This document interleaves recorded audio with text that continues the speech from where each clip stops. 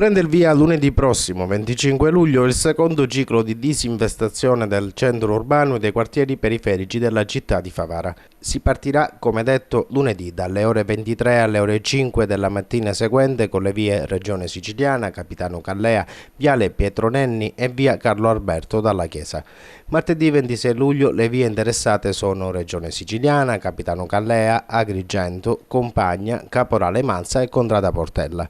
Dalle ore 23 di mercoledì alle ore 5 di giovedì mattina sarà svolta attività di disinvestazione nelle vie Carlo Alberto dalla Chiesa, Viale Pietro Nenni, via Ugo Foscolo e ancora in via Sant'Angelo, via Pio La Torre, Viale Berlinguer e Traverse.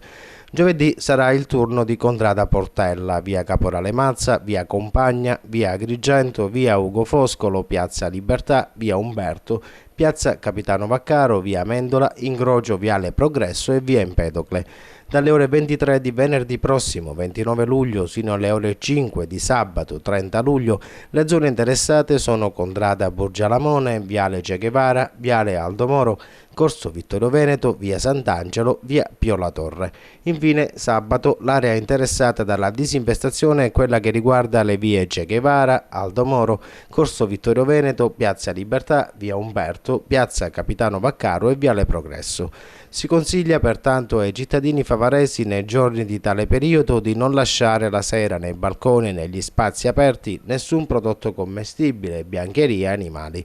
Inoltre è consigliabile tenere chiuse tutte le aperture delle abitazioni.